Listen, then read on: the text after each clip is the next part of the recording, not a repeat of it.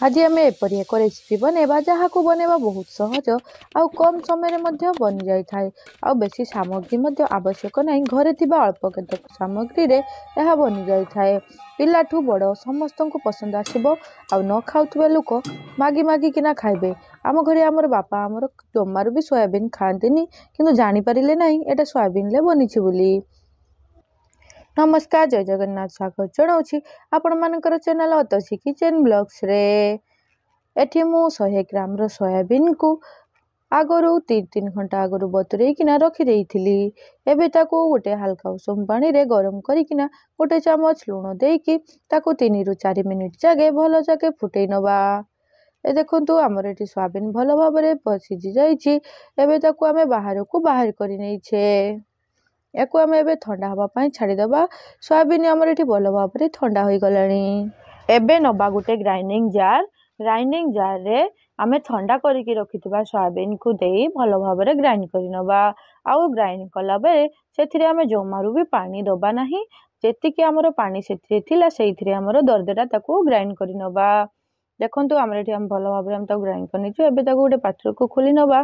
ताको खोली सारला परे सेथिरे आमे गोटे सिझा आलू देबा। मु एठी 100 ग्राम रो सोयाबीन नेइथिली तो सेथि पई मु एठी बोते 100 ग्राम रो गोटे आलू नेइछि। तो से सब को आमे भल भाबरे चकटी नबा। आउ एथिरे किछि आमे मसला ऐड करबा। सेथिरे देइ देइछि फास्ट रे मु अदा रसुण रो पेस्ट, आमचूर पाउडर गोटे चामच जीरा गुंड, गोटे चामच धनिया गुंड, आ गोटे चामच हळदी गुंड, आउ किछि काश्मीरी लंका गुंड देई आपण चाहिले एठी हमर पिला मानक पई तो बनौछि तो सेति पई पिला माने राग खांतिनि सेति पई मु अल्प राग पई मु काश्मीरी लंका गुंड नेइछि। तो आपण चाहिले राग लंका गुंड मध्ये नै परिबे। एबे सेथिरे देइ दबा स्वाद अनुसार गोटे चामच लूण, आउ देइ दबा गोटे चामच चाट मसला देला द्वारा हमर चटपटा टेस्ट आसे। तो सेति पई दबा मेथिरे गोटे चामच चाट मसला ए सब को आमे भलो भाबरे मिसै नबा।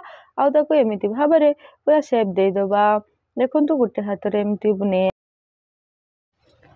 এই सोयाबीन पेस्ट को आमे बरा शेप बा टिक्की शेप रे एई भली भाबरे आमे सब तक आमे बनै नबु। आ देखंतु केते बढ़िया से बनैछि। जदि आपण हाथ रे लागुछि तो टिके तेल लगे देबे नै तो पानी टिके लगेकी ताको एमिति भाबरे बळी नेबे।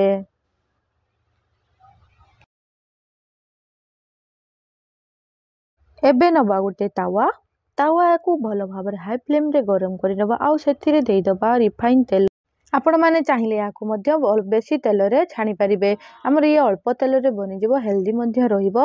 आउ गैस रो फ्लेम को एबे टिके मीडियम करि किना आमे जतिकी बरा बळी कि रखितिलु को सब देइ दबो एई तावा रे।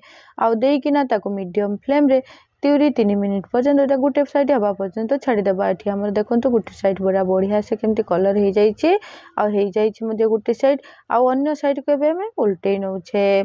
ए भली भाबरे देखंतु हमर एठी बराटा केते बढ़िया लागुछि आ देखिबा पई तो खाइबा पई केते बढ़िया लागिवो। आपण निश्चित थरे घरे ट्राई करंतु आ आपण मानकर सांग मानक सहित और रिलेटिव मानक सहित निश्चित शेयर करंतु। एबे हमर बड़ा मध्य अन्य साइड टी हे जाइछि आ गोटे साइड को मध्य टिके उल्टै नबा। आ बराटी हमर बहुत क्रिस्पी हेछि आ खाइबा को मध्य बहुत बढ़िया लागिवो।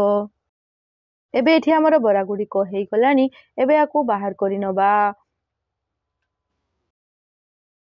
एही सेम प्रोसेस रे आउ जेते को रहिला हमर बरा गुडी को आमे ताको एमिति भाबरे करि नबा। जदि मोर ए भिडियोटी आपण मानकु पसंद आसीबो त लाइक करिवे, शेयर करिवे आ कमेंट करबा को जमारू भी भूलिबेनी। जदि आपण मो चैनल ले नुआ ताले सब्सक्राइब करबा को जमारू भी भूलिबेनी।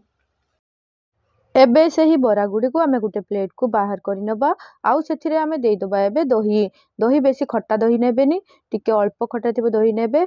आउ सेथिरे आमे देइ दबा एबे किछि तेंतुली रस देइ सारला परे सेथिरे आमे देइ दबा आमे पुदीना आउ धनिया पत्र चटनी ए सब देइ सारला परे आउ टिके चटपटा टेस्ट पई सेथिरे देइ दबा अल्प चाट मसला आउ देइ दबा आमे बिट लूण आउ किछि सेउ को देइ ताको डेकोरेट करबा। आउ ता परे देइ दबा किछि लंका गुंड देइ सारला परे हमर देखंतु हमर प्लेट केते बढ़िया लागिवो आ खाइबा पई जते कि भी बढ़िया लागिवो, देखिबा पई ताटु भी सुंदर लागिवो।